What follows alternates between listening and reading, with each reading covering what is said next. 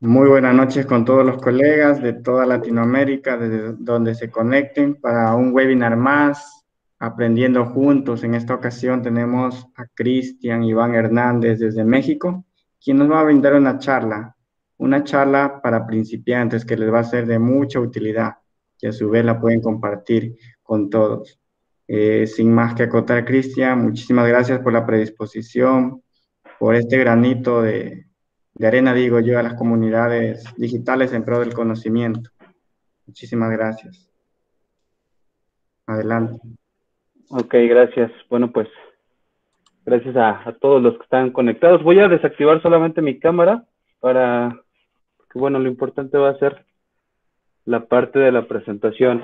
Este tema o los temas que vamos a ver va a ser a nivel muy básico, pero considero yo que para las personas que nos vamos iniciando es de mucha utilidad poder eh, ver un poquito de práctica. Digo, al fin del día la documentación es libre, la encontramos en la web, la vamos a encontrar en muchos blogs y foros. Sin embargo, creo que a veces nos hace falta un poquito más eh, de ejemplos, de poder ver cómo en realidad otros trabajan. Y algo muy importante que mencionar antes de empezar, vamos a ver un poquito de teoría o mucha teoría, porque es necesario a veces saber qué es lo que vamos a hacer o cómo lo vamos a hacer. Digo, al fin del día vamos a entrar también en un poquito de práctica, pero sí es importante conocer un poquito de la teoría. Entonces, voy a tratar de que sea lo menos aburrida posible, aunque bueno, en mi caso les comparto también, me enfada un poquito la teoría, pero pues siempre es necesario, ¿no? Y, y con esto vamos a comenzar. Les doy un pequeño comercial de mi parte. Trabajo para un RP llamado Intelisys. Nos encontramos en la Ciudad de México. Nuestro backend, pues, se basa principalmente en nuestro gestor de base de datos con SQL Server, con las versiones desde 2005 a 2017, me parece que es lo que estamos trabajando ahorita. Y bueno, ahí entre todas sus versiones. Ahí, pueden apreciar ustedes mis datos de contacto, mi WhatsApp para quien me quiera agregar, y incluso estoy abierto a poder apoyar si necesitan un poquito a lo mejor de mi poca o mucha experiencia. Tengo poquito más de 5 años trabajando con SQL y creo yo que es muy poco a comparación de algunos otros perfiles que hemos visto por acá en la comunidad de 10 o más de 10 años, 15. Pero bueno, esperando aportarles un poquito a ustedes, y igual pueden apreciar de ahí mi correo electrónico. Pueden consultar o preguntar si tienen alguna duda específica o algo. Muy bien, entonces vamos a comenzar con esta introducción. Vamos a ver nuestros conceptos iniciales, pues el DDL, el DML, DCL, TCL. Vamos a ver un poquito de vistas. Bueno, conceptos básicos de vistas, funciones, procedimientos almacenados y triggers. Les repito, es un poquito de teoría. Alguna les voy a compartir ejemplos prácticos, y algunas les voy a compartir simplemente las definiciones. ¿Por qué? Porque muchas veces o muchos de los casos también les debo comentar que no ocupamos todo, o en mi caso no ocupo todo el día a día. Entonces, bien, iniciamos con la parte de los temas o con los conceptos. El Data Definition Language, que en realidad es el lenguaje de definición de datos. Una disculpa por mi mala pronunciación del inglés, pero vamos a leer en español para evitarnos el problema. Este lenguaje simplemente es para definir nuestra estructura de datos, y lo vamos a encontrar con el create, el alter, drop, truncate, rename, entre otros. Pero estos son los que comúnmente se utilizan o los que se ven con mucha práctica, y lo vamos a ver para crear bases de datos, para crear vistas, para alterar o modificar códigos de las mismas vistas, de procedimientos almacenados, drop para precisamente hasta una base de datos, una vista, una tabla, un procedimiento. el truncate, que nos sirve para eliminar todos los registros de una tabla, y el rename, que se ocupa para cambiar nombres de los objetos. Yo particularmente no lo uso, o casi no lo uso, lo he llegado a usar muy poquito. Entonces, esta parte de la teoría creo que muchos la hemos visto, aunque les repito, vamos a ver un poquito más adelante, un poquito de ejemplos acerca de tablas y bueno, un poquito de todo de lo que definimos en el temario. No sé si alguien hasta aquí tenga dudas, me imagino que no, o si tienen alguna idea o algo que aportar, sean bienvenidos.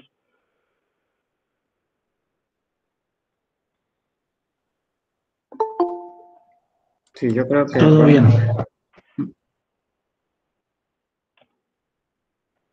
Adelante. ¿Todo bien? Sí, todo bien. Perfecto. Muy bien. Pasamos al siguiente concepto, que es el DML, prácticamente es el lenguaje de manipulación de datos.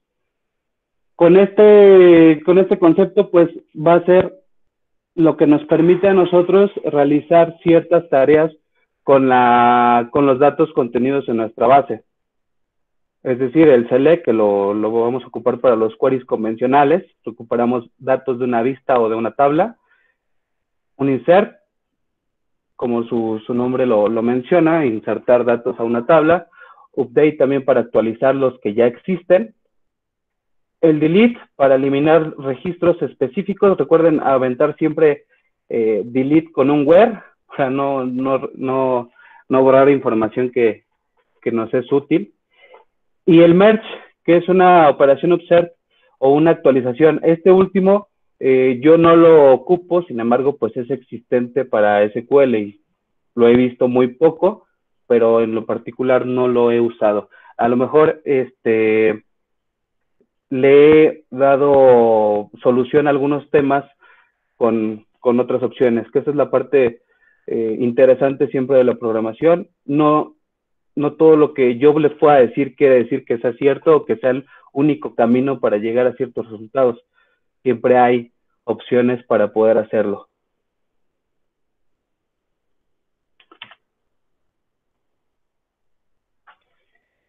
Vamos al siguiente concepto, que es el lenguaje de control de datos. Este simplemente es, o en pocas palabras, es para administración de usuarios de nuestro SQL. Lo usan más los administradores o los DBAs, dándonos el privilegio de acceso a o denegándonos algunas cosas. Por ejemplo, me toca con algunas empresas que solamente me permiten hacer consultas y para sacar scripts de vistas o procedimientos, tengo que consultarlo con el DBA para que él me pueda mandar el código y cuando yo lo tengo listo o corregido, se lo vuelvo a enviar a él y él es quien lo ejecuta. Entonces, básicamente para eso nos sirve el grant, el revoke o el deny, para darnos o quitarnos privilegios a los usuarios de SQL.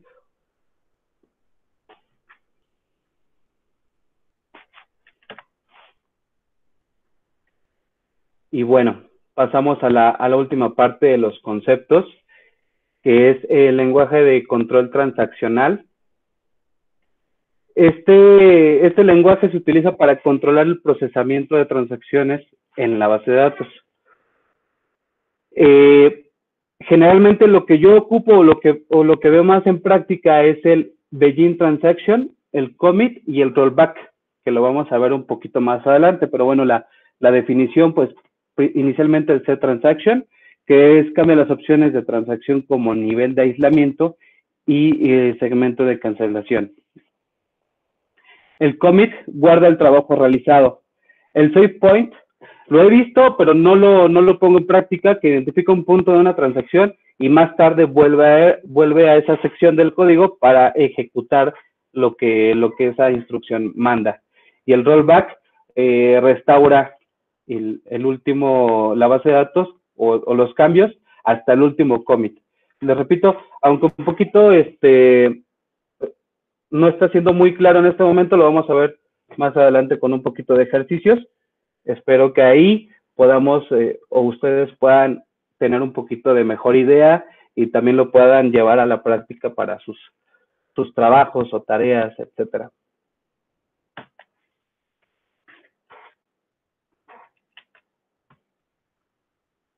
Y bueno, definiciones básicas de una vista, pues una vista es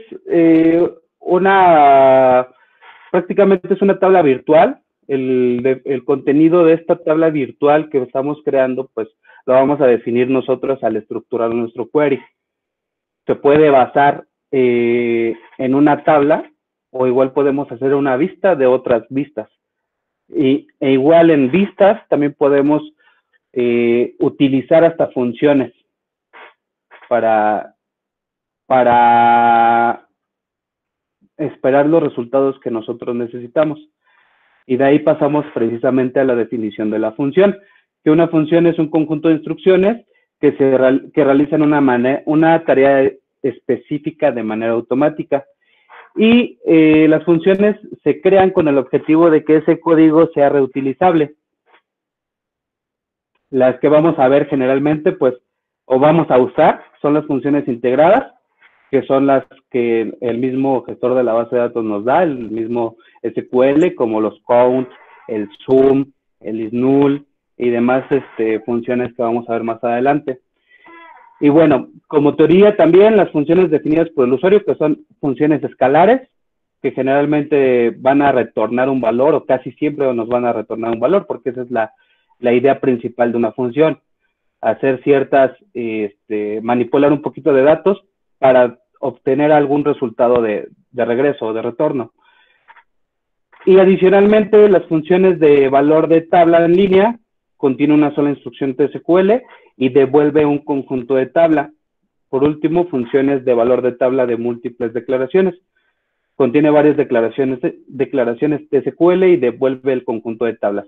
Estas últimas dos, de mi parte, pues les comparto la teoría o que existen. Sin embargo, yo no las he usado y no les puedo dar un ejemplo práctico porque también no quisiera perderlos en algo que yo no sé usar. Adicionalmente, pues existen otras que he visto también de tipo assembly, que he visto los códigos, sin embargo, yo específicamente no las he desarrollado. Paso a la siguiente definición del trigger, que es como un procedimiento almacenado especial. Se ejecuta automáticamente cuando se pretende realizar un cambio a una tabla en la base de datos, es decir, cuando se aplica un update, un delete o un insert. Lo vamos a ver más adelante y este trigger pues siempre va a ser activado a partir de estas tres acciones. Por último, tenemos los procedimientos almacenados, que es una colección de órdenes, van orientados a incrementar las performances de las tareas repetitivas que nosotros tenemos en la base de datos. Es muy similar a una función, sin embargo, tenemos más opciones de hacer con los procedimientos almacenados. Y también para ellos existen 5 tipos, que son los de sistema y se encuentran en nuestra base master. Generalmente su nombre lo vamos a encontrar como sp-bajo y algo. Por ejemplo, para sacar el código de un script de una vista o de un procedimiento, justamente es sp help text. Para ver las propiedades de un objeto vamos a encontrar como el sp help o sp-help. Las cargas de la base de datos con el spwho, el spwho2, entre otros, y bueno, estos que les menciono, generalmente son los que yo ocupo en el día a día. Los procedimientos almacenados locales son los que nosotros vamos creando, básicamente. Los temporales, esos yo los conozco por la teoría, sin embargo, pues como su nombre lo dice, son para una sola ejecución. Y bueno, la parte de la descripción de la teoría es que hay 2 tipos de procedimientos almacenados temporales, los locales y globales, y se van a identificar por el hash o el gato que conocemos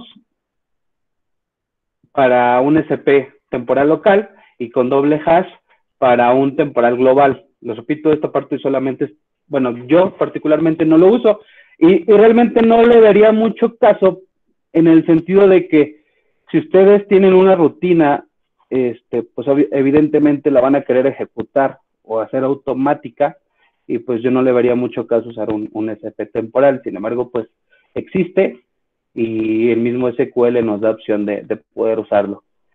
El remote tampoco lo he usado, sin embargo, pues también existe, que son procedimientos almacenados remotos, que son una característica que viene de SQL 2000 y se limita a ejecutar un procedimiento almacenado en una instalación remota de SQL Server. Por otro lado están también los extendidos, que son DLLs, también yo no los ocupo, pero bueno, también SQL nos da esta opción para quienes necesiten usarlo. Y hasta aquí parte de la presentación teórica. Vamos a pasar un poquito a la práctica. ¿Alguien tiene alguna duda? Disculpe. Sí, adelante. Sí, adelante. Disculpe, soy de México. Buenas noches. Bueno, yo tengo preguntas sobre cursores. Por parte teórico. Ajá. Los cursores, dime. En todo lo que la teoría que nos dio ahorita, es muy importante relacionar todo con los cursores, bueno, con todo lo que nos impartió en ese momento. Sí, en unos minutitos vamos a ver un poquito de cursores. Por eso les comentaba inicialmente, traté de que la parte teórica no fuera tan enfadosa. Vamos a ver los cursores, aunque te adelanto, los cursores prácticamente nos permiten recorrer una cierta cantidad de filas, una tabla física o temporal, y la finalidad es poder tratar cada fila con, no sé, con alguna rutina. Pero el mismo Microsoft y nuestros DBAs también nos sugieren siempre no usar cursores o evitarlos en medida de lo posible. Sin embargo, les puedo comentar que yo también los uso cuando sé que no les va a pegar al performance de mi base de datos o a los demás procesos. No es lo mismo que nosotros hagamos un cursor en una sola conexión, que somos nosotros quienes estamos desarrollando, a que tengas 100 o 200 usuarios haciendo transacciones, y bueno, es ahí donde vas a ver el impacto negativo, por llamarlo así, hacia la base. Muchas gracias. No, de nada. Voy a ver un poquito aquí de comentarios. Creo que nadie ha aventado una pregunta. Dice Juan José Zúñiga, el Begin Commit es muy bueno para garantizar las propiedades así, atomicidad, consistencia, aislamiento y durabilidad, para que se ejecute toda la transacción o ninguna. Sí, efectivamente, el rollback generalmente yo también lo hago cuando encuentro errores y, por ejemplo, estamos aventando una rutina y por alguna razón o circunstancia no se completa la última instrucción, entonces aplico generalmente rollback para que no se haga cambio en todas, porque a veces cuando haces el cambio en muchas filas o en muchos registros y por alguna razón se pierde, yo creo que va a ser muy difícil hacerlo artesanalmente o buscar hasta qué punto te quedaste. Entonces, esa parte automática que nos da SQL es muy buena.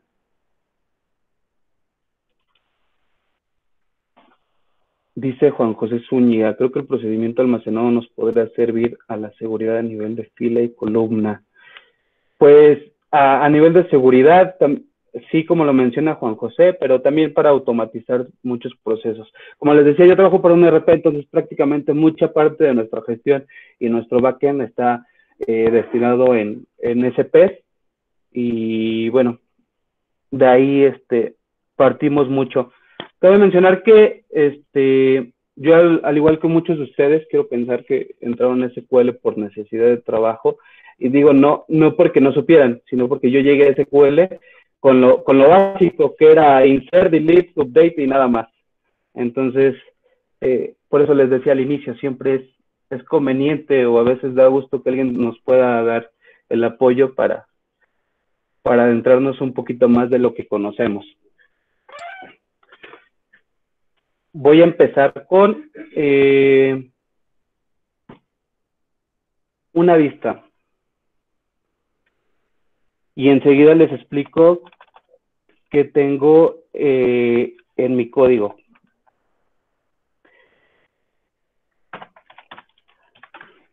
La primera sección de mi código es porque nosotros así lo necesitamos en nuestro ERP. La parte de los ANSYS y los nulls es un poquito difícil de manejar, ya que la propiedad natural de SQL es que esta línea siempre deba de estar prendida.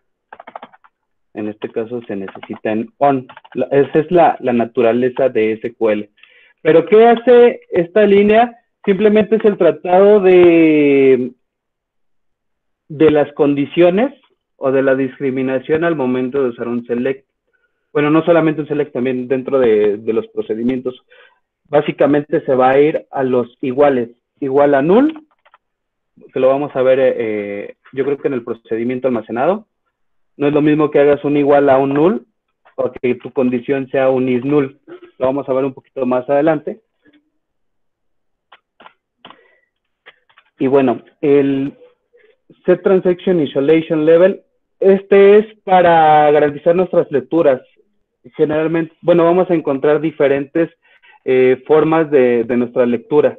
Nosotros lo usamos como un commit, que quiere decir que nos va a leer incluso hasta registros, lo llamamos como lectura de datos falsos. ¿Por qué? Puedo leer una tabla en mi estación de trabajo, pero a lo mejor un usuario también está cambiando con alguna actualización esos registros que yo estoy leyendo por milisegundos después. Entonces, eso pues va enfocado de multiusuarios. Si tú haces una lectura de este tipo, pues sí tienes ese riesgo de tener un dato no correcto en el momento o en tiempo real, pero la diferencia pues generalmente va a ser por milisegundos. No quiere decir que sea mala, simplemente es porque a lo mejor en el momento que tú estás dando un select, algún usuario en otra estación está haciendo un update o un insert o un delete, pero esto solamente se va a ver en diferencias de milisegundos.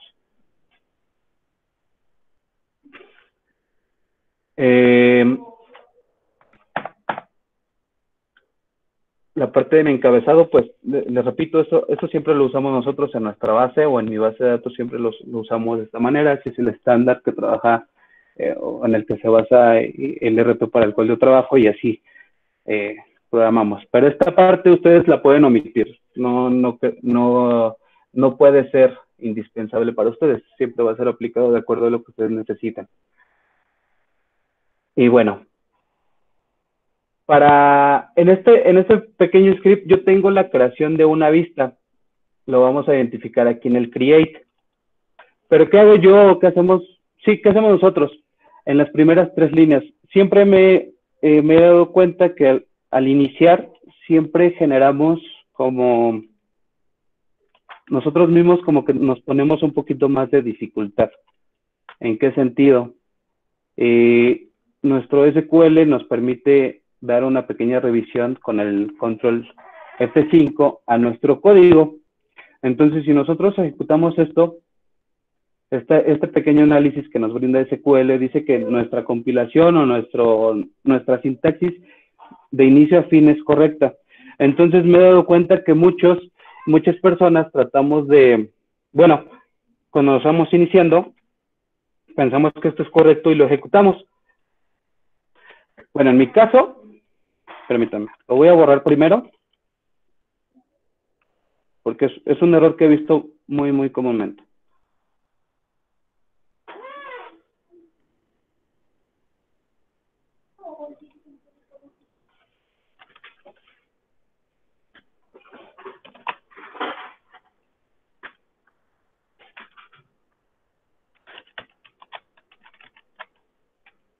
Okay.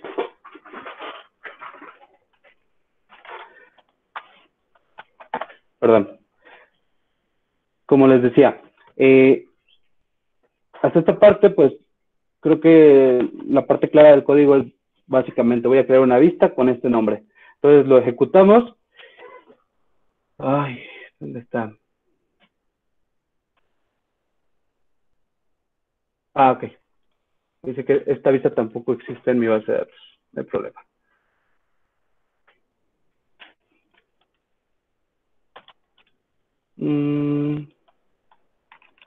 Voy con esta.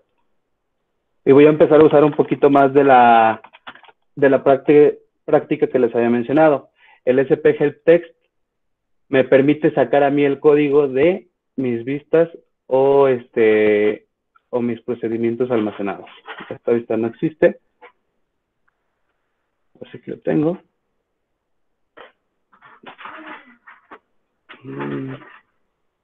Okay. No hay problema.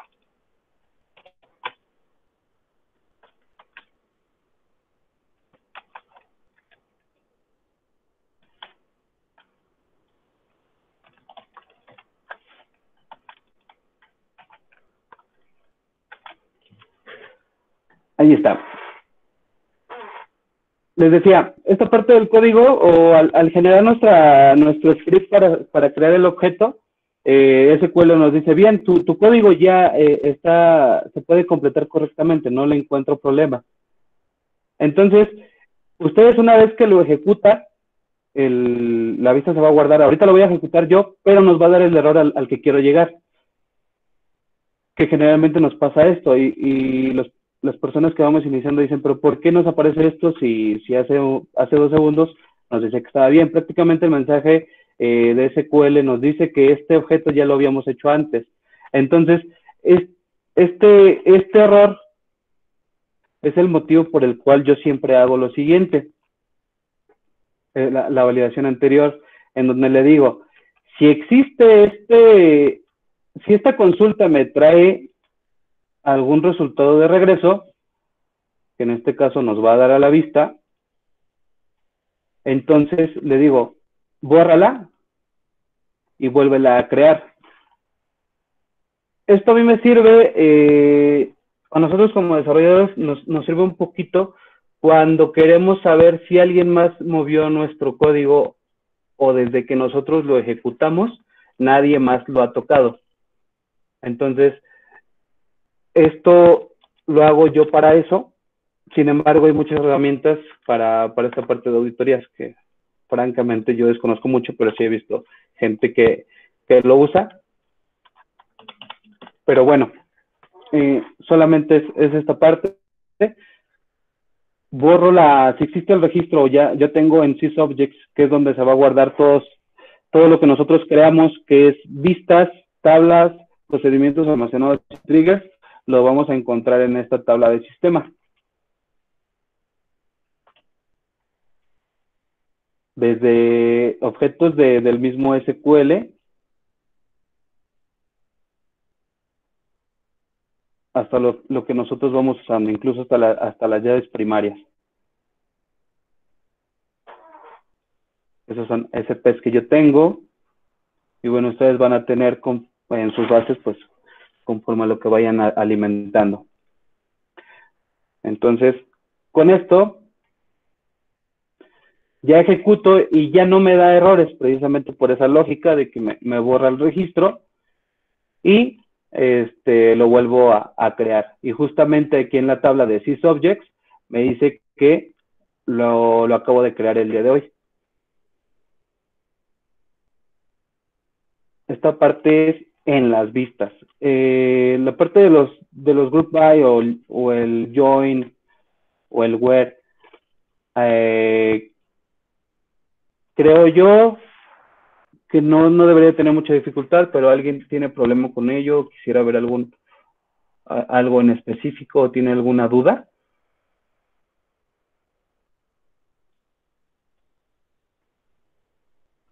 Si de pronto alguien tiene alguna duda, puede activar su micrófono.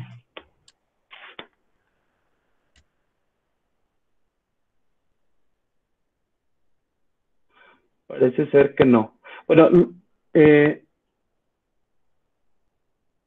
diferencia? Ok. Bueno, primero voy con el comentario de Luis Efraín Solís Graniel. Dice, en nuevas versiones se puede usar or alter. Me imagino que alter, perdón Luis, me imagino que alter te refieres al alter de la vista, que sí, efectivamente se puede hacer. Voy a tu comentario.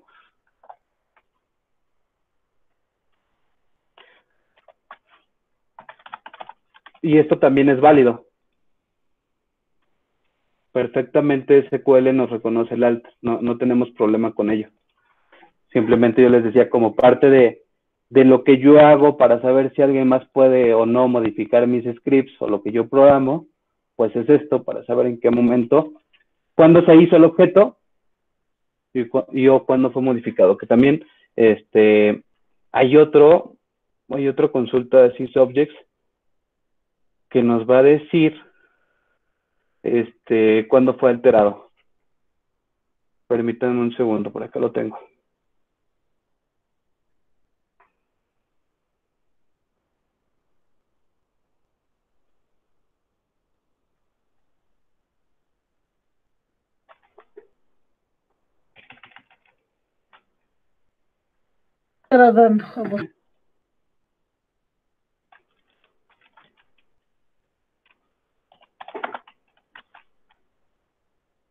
Es sys.objects.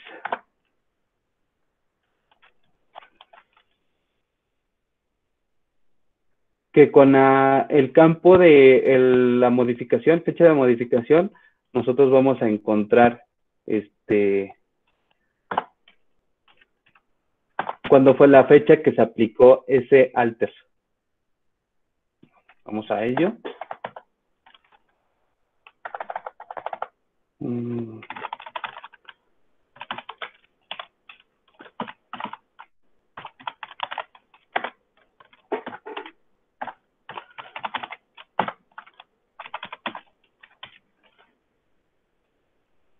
Y justamente me aparece la vista que yo acabo de hacer una fecha de, perdón, un alter. Primero, hoy 18 de febrero del 2021 la creé y en el campo de modificación, un minuto después, me aparece la fecha de modificación del objeto.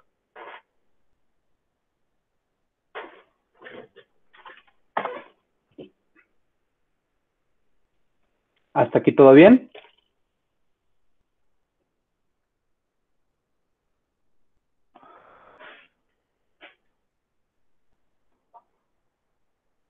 Pues nos pregunta Juan José Zúñiga, ¿alguna forma de auditar una tabla? Una forma de auditar una tabla. La parte de la auditoría se va a salir un poquito de esta plática, pero con esas pequeñas consultas que yo les acabo de compartir, no es que sea definitivamente el procedimiento de auditoría, pero ustedes se pueden guiar también a partir de esto. Como les decía, con las mismas tablas de sistema, pueden ver ustedes cuándo se creó el objeto y cuándo fue modificado. Son las únicas dos que de mi parte uso y también me doy cuenta cómo es que son alterados algunos objetos. Si alguien tiene o más bien conoce, hay muchas herramientas que yo he visto, algunos DBAs que los ocupan, pero la verdad es que yo no sé usarlas y no tengo el nombre de alguna herramienta en específico, pero si alguien nos puede compartir, adelante.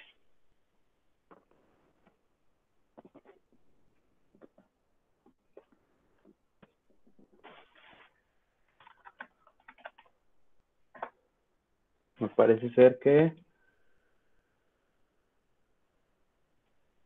no. Ok. Voy con Juan José Zúñiga. Dice, ¿qué diferencia habría entre un join con inner join?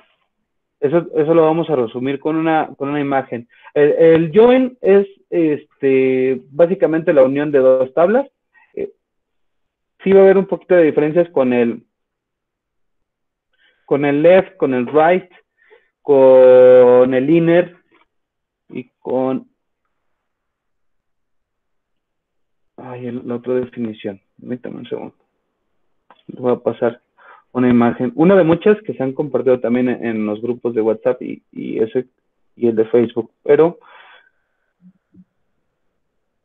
por acá la de tener. Sobre el inner, el left joint, el right joint. Sí, lo estoy tenía una imagen bastante descriptiva.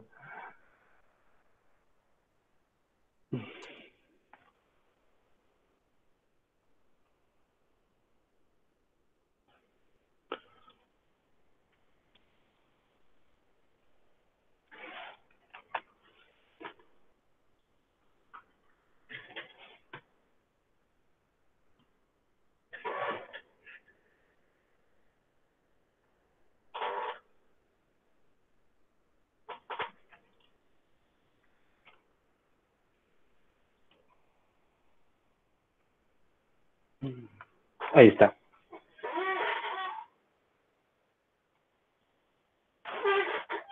Esta imagen nos da prácticamente el concepto gráfico de cómo trabaja o cómo es que se enfocan los joints.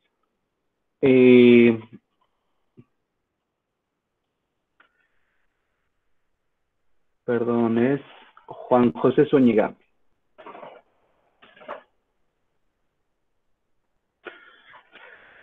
Entre joint y el inner joint.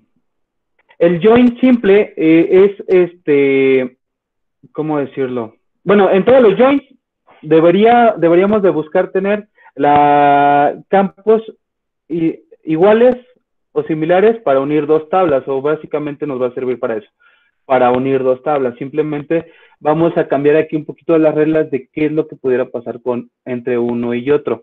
El inner joint simplemente es para que entre la tabla A y la tabla B, pues solamente un campo coincide, que generalmente van a ser nuestras llaves.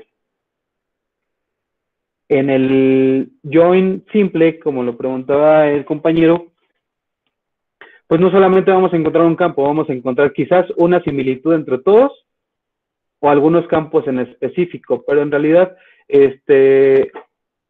ahí va el cómo usar el inner join, el right y el full o el left va a depender de qué es lo que nosotros queremos usar o hacia qué queremos llegar. Por ejemplo, yo en mis tablas, que tengo en mi base de datos,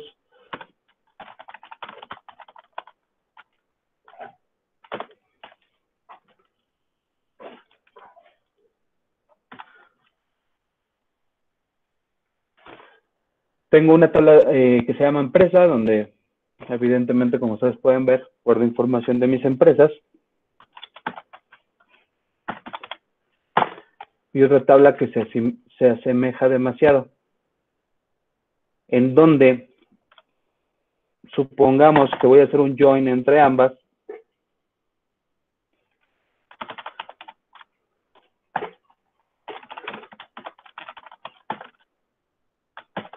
Sugiero cuando hagan consultas un poquito largas, vayan ocupando alias a sus propios objetos para que ustedes, bueno, para que la consulta no sea tan larga o el query no sea tan largo y también pueda ser de alguna manera entendible y se pueda optimizar de alguna manera.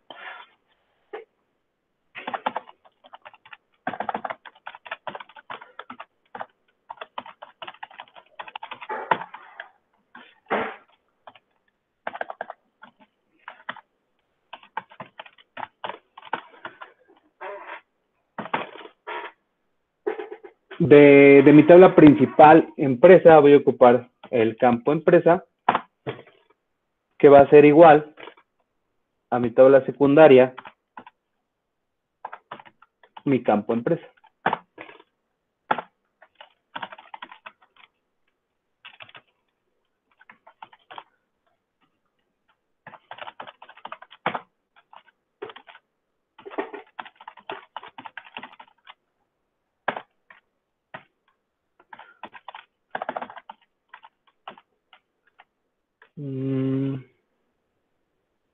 ¿Qué les puedo traer?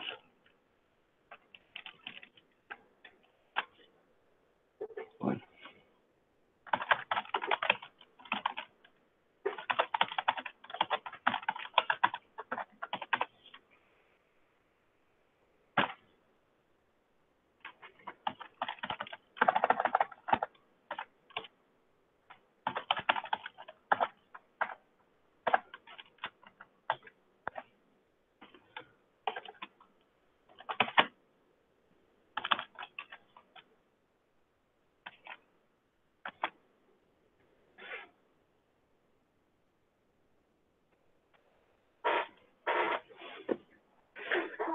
Entre mis dos tablas, básicamente la regla del join es que lo que voy a comparar, o los campos que voy a comparar para poder hacer el enlace, sean exactamente iguales. Que existan, o que el mismo registro exista en ambas tablas.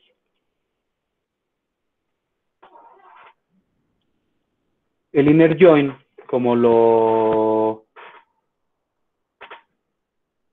marca la tabla, prácticamente también se va a basar casi en lo mismo. Incluso hubo por ahí parte de documentación de Microsoft que había unas sentencias que iban a desaparecer o iban a dejar de tener funcionalidad para algunas versiones de SQL, pero si alguien más conoce bien aparte acerca de esta documentación, pues también nos puede compartir. A lo mejor yo me estoy equivocando, pero yo había leído una parte de Microsoft que eso hacía referencia.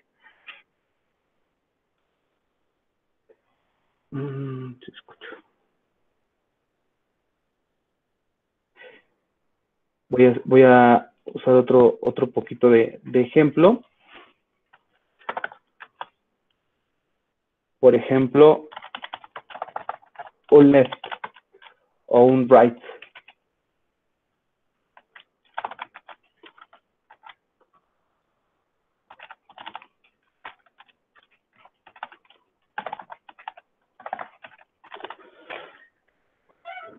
El left o el right lo podemos interpretar de la siguiente manera.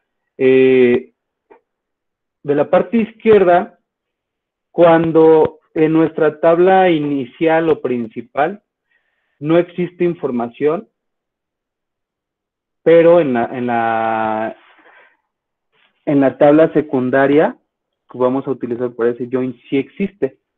Esa va a ser solamente la variante entre el left y el right. Dirigirnos hacia la tabla principal o secundaria. Voy a usarlo con mi empresa demo, justamente.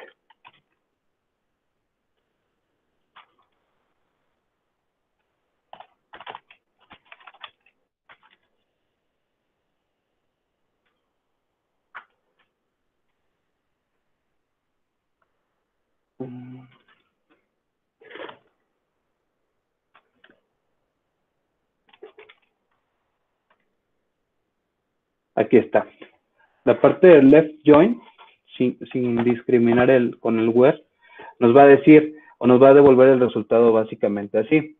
De tu tabla principal sí existe la información que necesitas visualizar, pero en tu tabla secundaria no existe tal información. Por eso nos devuelve aquí un nulo. Y aquí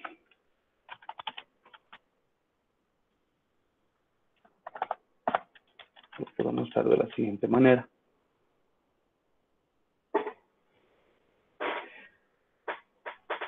En la tabla principal que estás usando, no existe información, por eso te regresa un registro nulo, pero en tu tabla secundaria sí existe o sí tienes un registro con información. No sé si aquí tengan alguna duda, espero que sí les haya quedado un poquito claro. ¿Alguna duda en específico?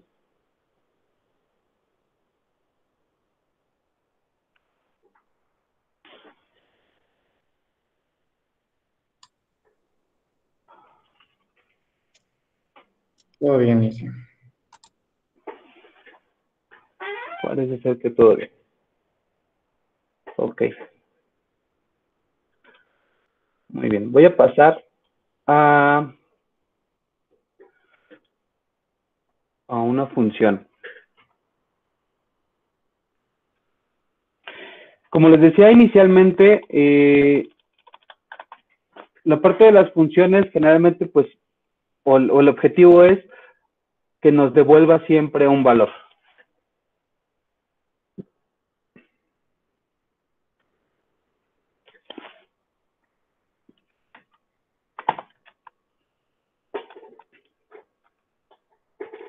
tengo el código, en lo personal les decía, esta parte inicial de mi script es encabezado, usado por nosotros propiamente, que ustedes lo pueden hacer o no.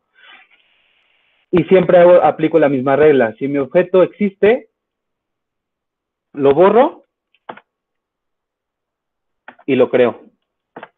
Les repito, esto yo lo hago para poder tener el control, un poquito de control de acerca de por lo menos tener documentado cuándo ejecuto ciertos desarrollos, y si más adelante tienen fecha de modificación, bueno, eso quiere decir que evidentemente alguien movió el código y pudiera ser diferente a lo que se nos esté dando resultados diferentes a los que se buscaban con la implementación de ciertos scripts. Entonces, básicamente, los procedimientos almacenados, como les decía, y las funciones son muy similares en el sentido de que pueden o no tener parámetros de entrada. Bueno, en la función sí, porque necesitas darle algo para que te pueda devolver algo. En este caso, lo que pueden hacer dentro de ello es hacer cálculos, no sé, devolvernos a lo mejor, bueno, en este caso, esta función yo la hice porque no sé si a alguno de ustedes les ha tocado trabajar con decimales justamente en SQL. El tratar decimales en SQL para nosotros fue un poquito complicado. ¿Por qué? Yo hice esta función porque nosotros emitimos FDIs. Entonces, les platico un poquito cómo está el tema. Nosotros somos un ERP, trabajamos con un pack, que en este caso va a ser, tenemos muchos, bueno, existen muchos. A lo mejor han escuchado de Aspel, de Edicom, Solución Factible, por lo menos en México, entre algunos otros, Levicom, Invoice One, etcétera. Y ellos, a su vez, para poder emitir el CFDI, tienen comunicación con el SAT. Entonces, ¿qué hacemos nosotros? Le mandamos una estructura temporal de nuestra factura, el PAC nos va a validar y este mismo PAC va a hacer la comunicación con el SAT para que al final del día nos devuelva o no el CFDI que buscamos generar. Pero con el tema de los decimales en SQL, ha sido un poquito complicado poder cuadrar exactamente todo. Aunque todos sabemos que 1 más 1 es 2, en el tema de los decimales vamos a encontrar un poquito de diferencias. No es lo mismo que trates decimales, por ejemplo, en este caso en SQL, a que lo puedas tratar en otro lenguaje de programación, como puede ser Java, como puede ser C++, etcétera. Y es ahí donde nosotros hemos entrado un poquito en discrepancia con el PAC y con el mismo SAT, porque a veces una suma de decimales con 8 dígitos, nosotros podemos dar un 36.333334, pero el PAC o el mismo SAT a mí me dice, ¿sabes qué? La suma de tus importes no es eso, no, me tienes que hacer llegar el 36.33333336, ¿no? Por llamarlo así. Entonces, esta función yo la hice específicamente con las peticiones que me estaba dando un PAC, sobre todo porque estábamos teniendo conversiones con los tipos de cambios y las monedas. Y cuando se trabaja con dólares también es un poquito más complicado cuadrar todo al 100%. Generalmente vamos a tener un poquito de discrepancia en centavos, pero a veces, les repito, a veces el desarrollo de terceros o los desarrollos de terceros nos puede poner aquí un poquito a trabajar de más. Entonces, la parte natural del mismo SQL nos ofrece ciertas opciones. Como podemos ver aquí, los mismos convert o el cast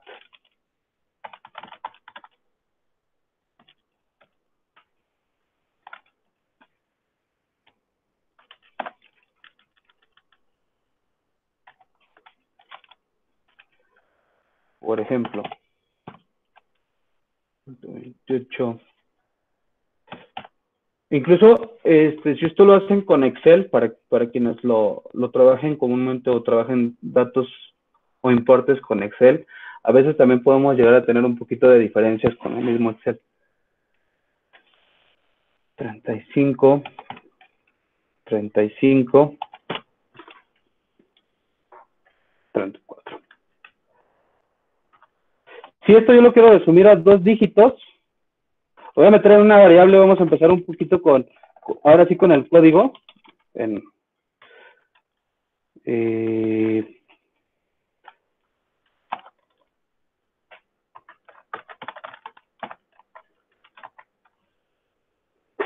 Los tipos de datos, pues creo que todos los conocemos, o la mayoría los conocemos. No quiero pensar que sí es así. No vamos a tener mucho problema con ello.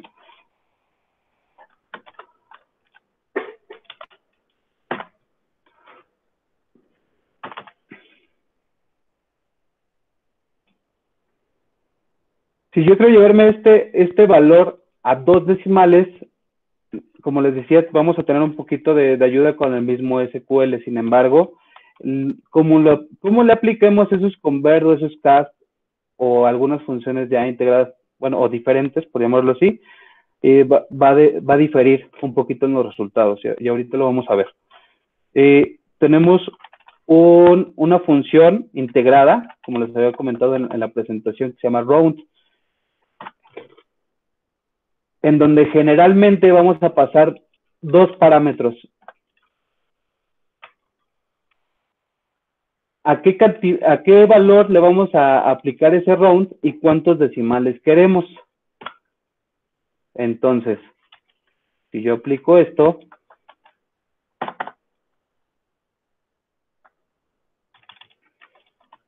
y ahorita lo vamos a ver.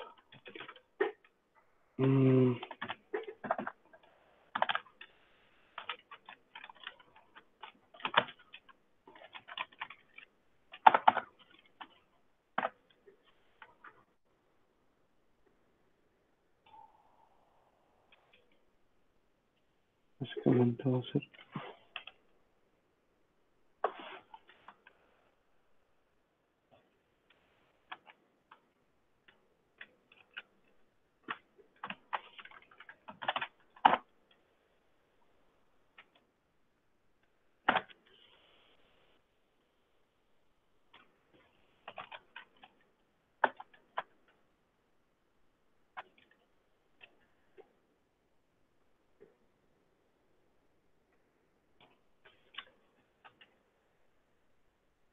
Okay.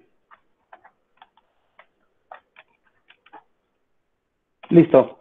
Les explico rápidamente. Solamente declaro mi variable, le asigno un valor.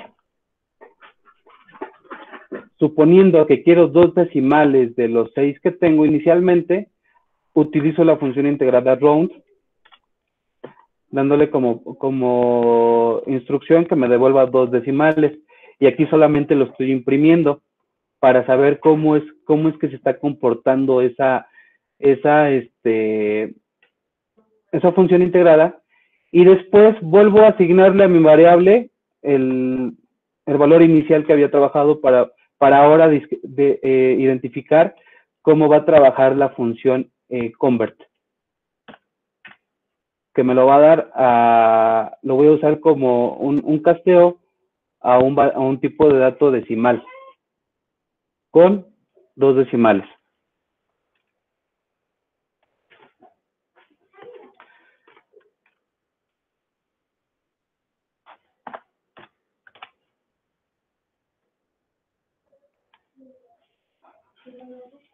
Van a decir, ahí está exactamente igual. Bueno, permítanme un segundo porque tenía por acá.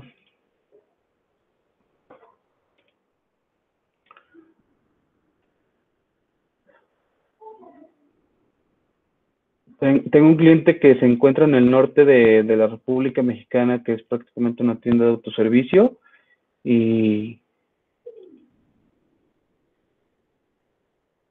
como manejan muchos centavos, no sé si les ha tocado ir a una tienda de conveniencia donde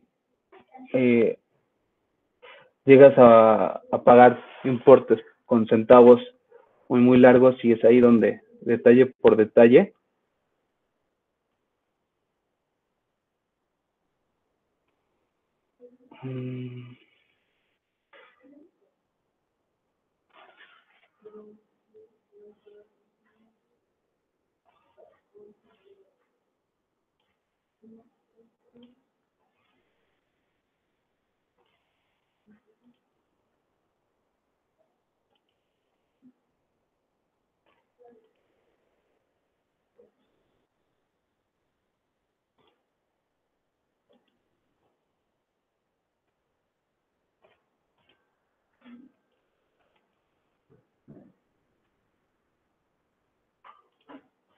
Ay, no, parece ser que no lo encuentro.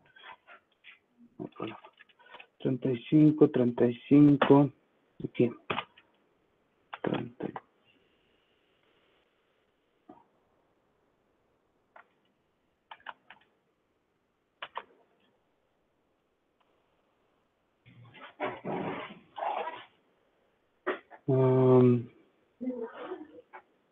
¿Qué importes eran?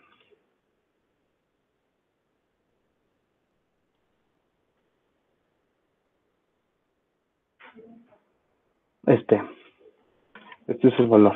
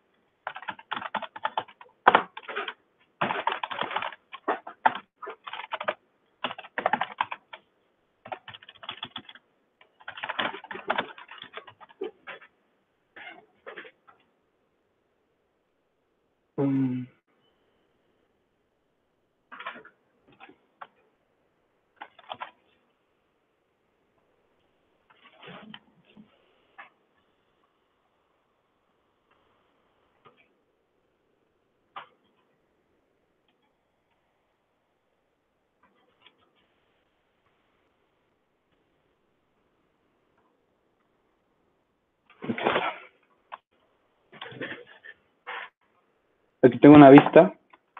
Bueno, digamos, de alguna manera tiene importes más reales, no tan preparados como los que estaba tratando de acoplar.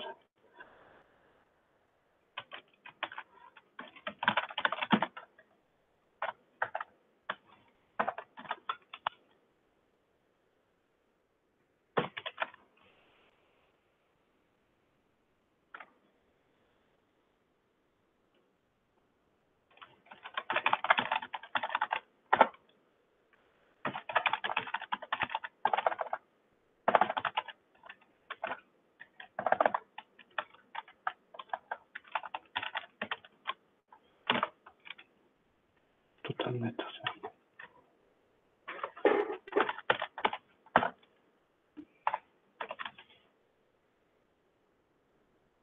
Listo.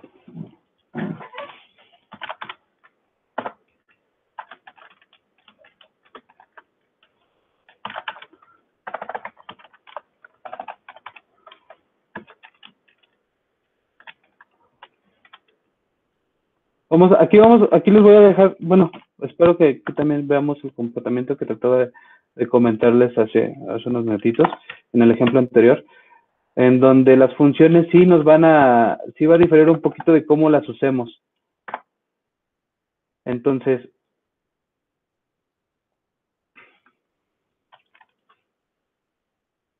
este es un zoom tomando en cuenta más bien, no agregando ninguna condición adicional como el casteo o el round o etcétera. Más, pero espero que podamos ver la diferencia. Y generalmente lo vamos a ver con las posiciones de los decimales. Pero...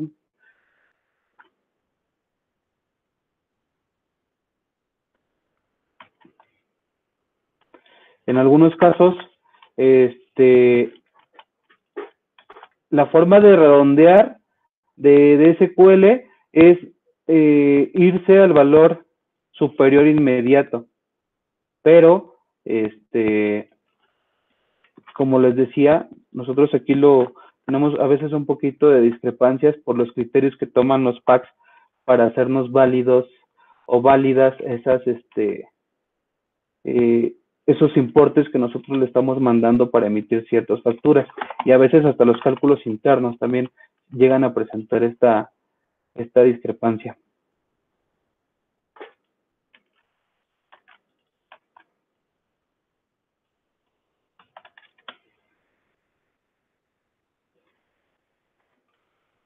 Importe total.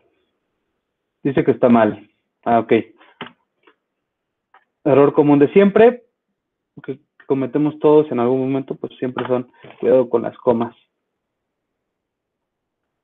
Ay, perdón. Ahora sí. No puedes agregar. No contiene una función agregada del group by. Ok. Eso es cierto.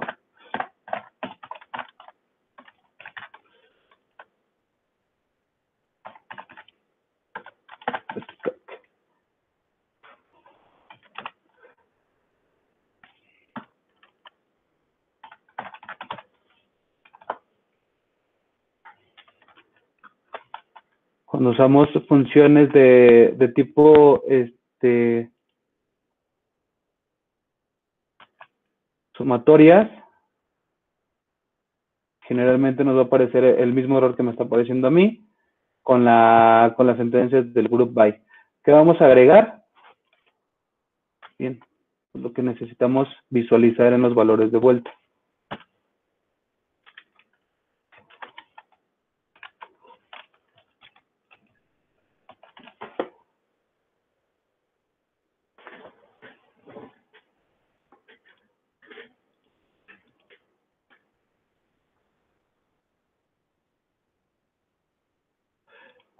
Aquí ya vamos a poder ver un poquito de cómo es que se comportan, aunque parece ser lo mismo, sí vamos a tener un poquito de diferentes resultados. Y es aquí donde yo les sugiero tengan mucho cuidado cómo van a tratar esa parte de los decimales, si es que se presenta en sus, digamos, en su cotidianidad. Esta as resultado round.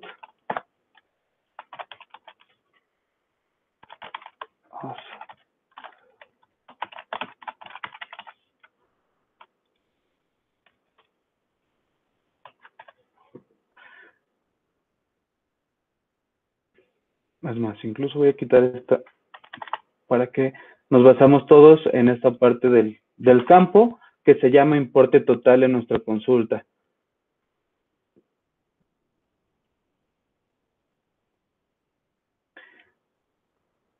Si se dan cuenta, en el primer registro que tenemos de vuelta,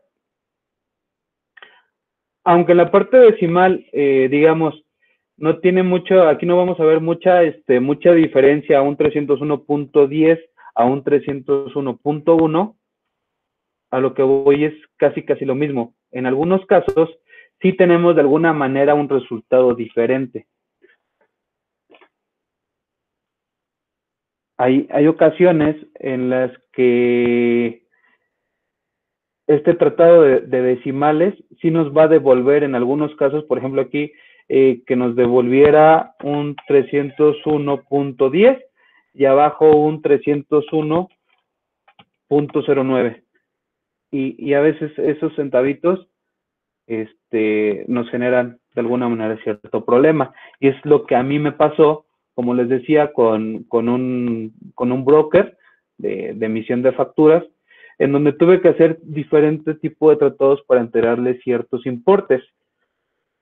Les explico básicamente cómo funciona esta función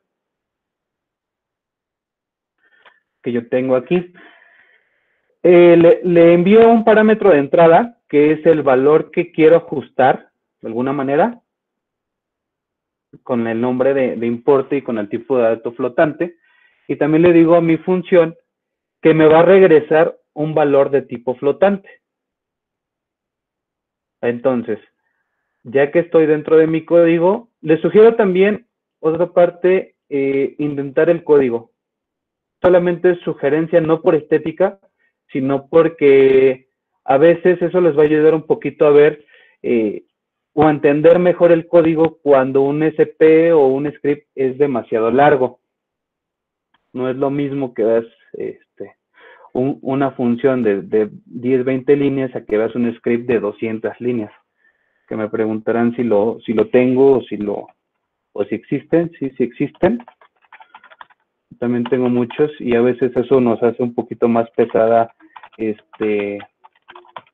a veces optimizar ciertos códigos o entender lo mismo que hace el código. Y sobre todo, miren, por ejemplo, les muestro con este script que yo tengo o con este SP. Se llama SPINB verificar, que hace múltiples validaciones y tiene muchas variables de entrada o muchos parámetros de entrada. Y pues el mismo script tiene 3000 líneas. Entonces, la parte de la indentación del código solamente es sugerencia personal, que ustedes traten también de hacerlo para que sus mismas validaciones, cuando ustedes vuelvan a su código, pues se les haga más fácil como tratar de identificar dónde está, o incluso no para ustedes, para alguna otra persona que llegue a tomar sus scripts. Bien, entonces vuelvo a esta parte de una función. Como les decía, tengo un parámetro de entrada únicamente, en el caso de esta función. Le estoy diciendo que me va a retornar un campo de tipo flotante o un dato de tipo flotante. Y bueno, ya dentro del begin se encuentra todo mi código, perdón. Declaro una variable de tipo varchar, que en este caso le estoy poniendo de la longitud máxima, porque, como les decía, en mi caso manejo importes muy largos y en algunos casos sí llegamos a hacer facturas hasta por 100,000, 200,000, 300,000 pesos mexicanos. Entonces, aquí casteo mi variable inicial, o con la que invoco la función, la casteo a 6 decimales con el tipo de dato texto, para que después le hago un tipo de tratado como identificar los últimos 4 decimales que presenta mi importe. En base a ello defino si es mayor a 5,000, sí le digo que me devuelva un valor inmediato superior, como aquí lo podemos ver. Me voy a seleccionar el importe. Primero digamos que lo reduzco a 4 decimales con este cast o con este convert, y después de convertirlo a 4 decimales lo convierto a 2, porque al final del día es lo que en mi rutina, son mis tareas, me funciona. El else if, es que si mi casteo de esas últimas 4 posiciones de mis decimales es menor a 5,000, entonces simplemente le aplico un round. Y si no se cumple ninguna de las dos condiciones iniciales, simplemente le aplico un round. Y aquí se cumple o hago uso de lo que ya les había explicado inicialmente. La función round generalmente te pide 2 parámetros, pero a ver, perdón. generalmente te pide 2 parámetros, pero sí le puedes poner un tercero, que es como decirle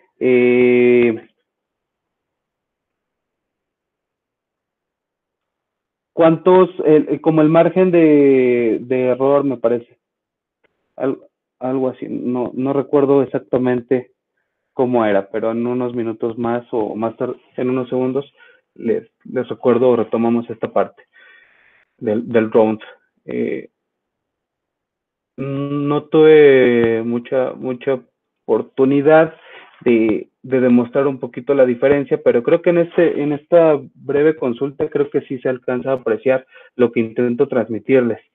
No sé si tengan alguna duda hasta el momento.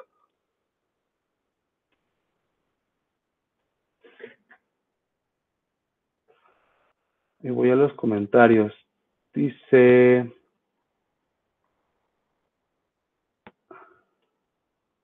Miguel Ángel, entonces cuando se utilizan las funciones de columna debemos usar la cláusula group by. ¿Qué tal, Miguel Ángel? Pues precisamente como lo dice más abajo Juan José Zúñiga, el group by es cuando usas funciones de agregado, como lo que les acaba de mostrar, el sum, el count y precisamente el max y el min, que son máximos o mínimos registros de ciertas tablas.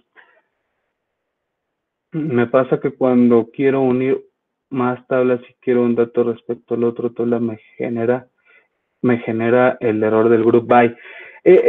La parte del group by te va a generar problema, Miguel Ángel, cuando dentro de esta cláusula no estás agregando los campos que estás definiendo en tu select.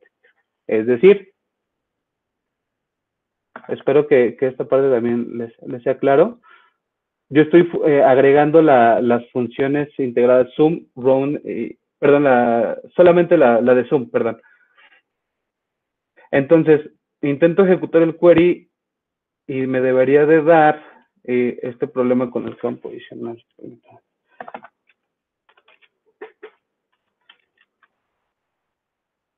Sí, bueno, aquí me debería de dar un error porque generalmente lo que...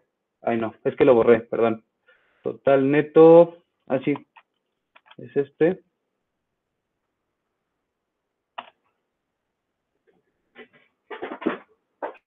Generalmente lo que declaramos en la parte superior, por llamarlo así, o antes del from, es lo que debemos o deberíamos de agregar en la parte de la cláusula del group by. Que está raro porque no me mandó error y debería...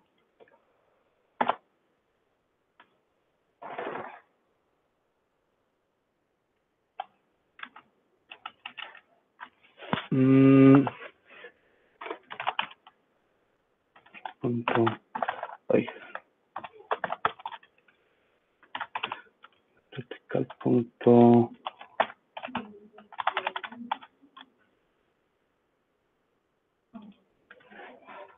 Otro caso, perdón, mientras voy también armando el script. Este es un procedimiento almacenado de sistema, el SP-Help o el SP-Help Text. ¿Diferencias? Sí, el SP-Help Text me va a dar el script o el código del objeto. Generalmente pues se usa en tablas, en vistas y procedimientos o funciones.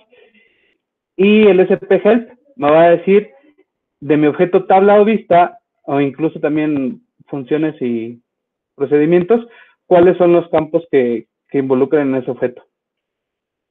Que va a ser lo mismo a que ustedes en su teclado, si tienen abierto su SQL, presionen las teclas Alt más F1.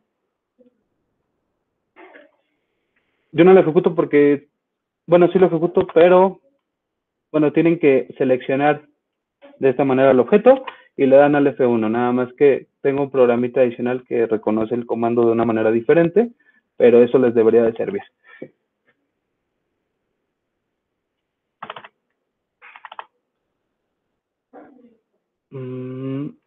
Entonces, iba a agregar un campo adicional en la consulta del select. Importe. Espero que esto nos funcione.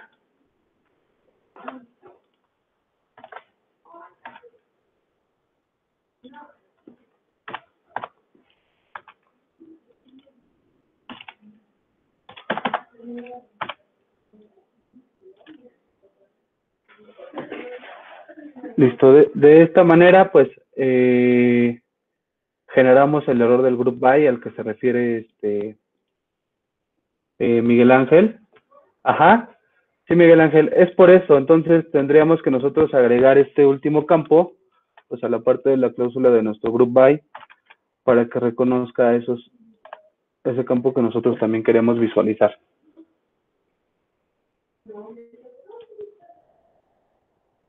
¿Alguien más tiene alguna duda hasta el momento?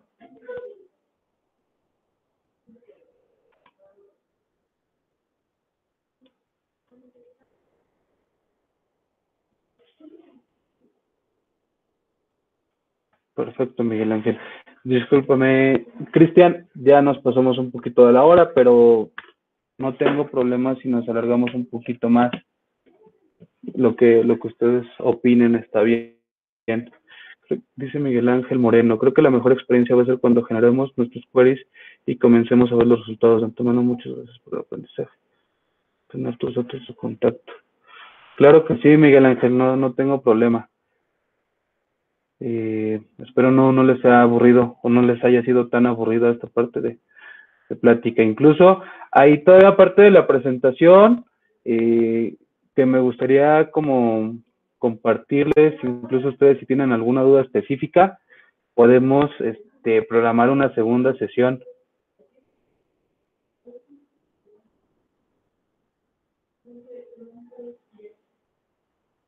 Por cierto, les dejo mis datos en pantalla. Son mis datos personales. Entonces, desafortunadamente no va a haber una secretaria que les conteste que no estoy o que estoy ocupado, porque todavía no la tengo, pero esperemos pronto tenerla.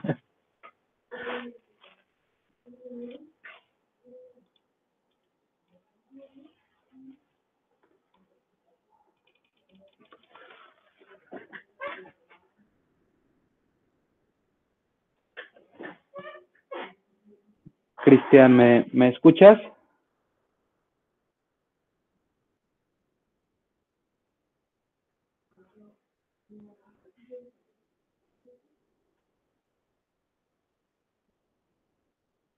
Condori, sí hay un grupo de WhatsApp que precisamente para agregarte el indicado o el administrador en este caso es uno de los organizadores, Cristian Alberto Baco. Sí, ¿cómo vamos ahí? Sí, inicialmente te comentaba, Cristian, ya nos pasamos un poquito de la hora. Digo, yo no tengo problema, incluso se me hizo cortito el tiempo. Pero le decía a la audiencia si tienen o si quisieran más bien profundizar un poquito parte de lo que les acabo de demostrar el día de hoy, que me quedé como medias, no pudimos ver como tal muchos Claro. ejercicios, pero Lo de hoy era un inicio, una presentación pequeña iba a ser, pero si se extiende lo podemos hacer para otra sesión, ya un poco más de profundidad podría ser, en honor al sí, tiempo. claro, sería cuestión simplemente de cuadrar tiempos y también ustedes, bueno, las personas que participaron de audiencia, también, yo no tengo problema con que hagamos a lo mejor una segunda sesión para terminar con lo mío y una tercera para poderlos apoyar si ustedes gustan o si ustedes quieren con alguna duda específica que cada uno de ustedes tenga en sus proyectos. Perfecto, me parece bien. Quedaríamos pendientes de la sesión 2. Próximamente hay que ajustar los tiempos y la lanzamos con la continuación de este, ¿sí? No hay problema. Claro que sí, si alguien tiene preguntitas, unos 5 minutitos más o 10 minutos, no tengo inconveniente en que podamos quedarnos otro ratito. Sí, adelante, los que tengan alguna consulta pueden levantar la mano, habilitar su micrófono, adelante, o en el chat y los leemos.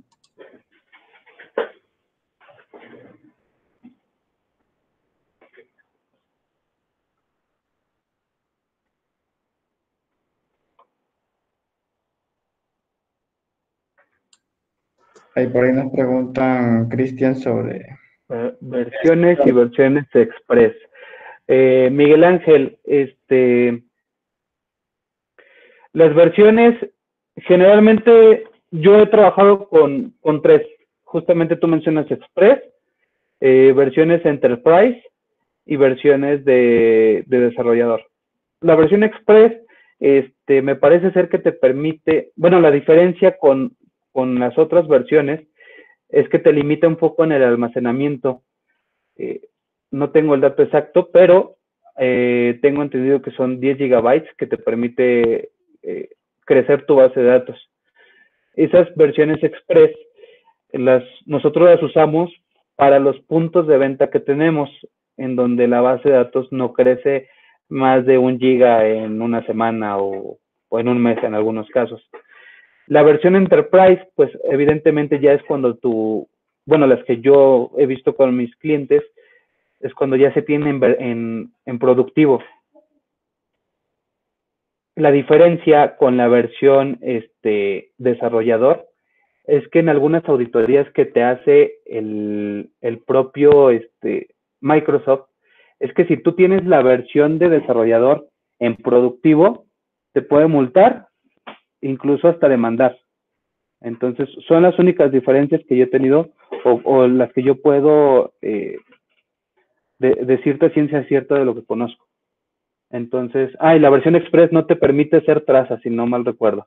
Las trazas son un proceso invasivo para nuestra base de datos cuando está en producción o cuando está en operación, pero en algunos casos te sirve para detectar ciertos procedimientos que a veces lanzan algunas estaciones. Dice Juan José Zúñiga, también la versión estándar. Sí, yo no la... Bueno, me imagino que no tendrá mucha diferencia con la versión Enterprise, que son los softwares que yo he usado. Va a ir en versión al costo, y recordando que el licenciamiento de SQL va por cores, por par de cores. Entonces sí va a ir va a hacer diferencia solamente esa parte del costo y entre otras prestaciones que te pueda dar la misma versión. Dice Miguel Ángel García, me gustaría aprender más sobre la base de datos. ¿Imparte alguna modalidad de curso? Miguel Ángel, no, la verdad es que no doy cursos. Esta la verdad es que es mi primer plática para con compañeros, digamos, de TI. Sí doy algunas capacitaciones, pero para mis usuarios de ERP o para los encargados de sistemas con las empresas con las que nosotros trabajamos, pero todavía no doy cursos en específico, pero pues espero esta plática te haya servido, y si las sesiones adicionales se pueden programar, también podamos apoyarte en algún tema en específico que puedas tener. Así es. Bueno, compañeros, entonces, Cristian, muchísimas gracias por tu predisposición y tu tiempo de brindarnos estas charlas tan interesantes.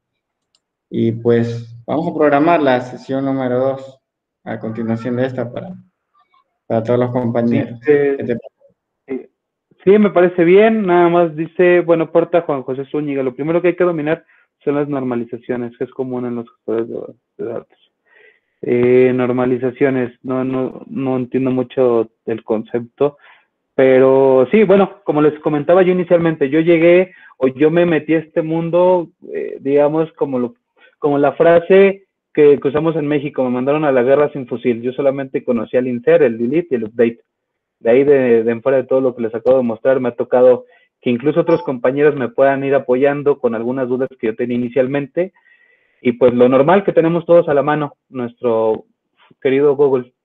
De ahí en fuera, es por eso que esta plática fue para principiantes, porque yo ya aún así, aunque llevo casi 5 años trabajando con esta parte del desarrollo de backend, pues la verdad es que aún y con eso, yo considero que todavía estoy en la parte básica. Y lo más importante es que en SQL jamás se deja de aprender algo nuevo. Y sí, Cristian, pues yo en la mejor disposición de que podamos llegar a una segunda y tercera sesión, si es posible. Listo, perfecto. Entonces, por hoy daremos como finalizada la sesión del día de hoy y nos estaremos viendo próximamente, amigos. Un gusto. Igual, buenas noches, que estén muy bien. Estaremos pendientes para una siguiente plática.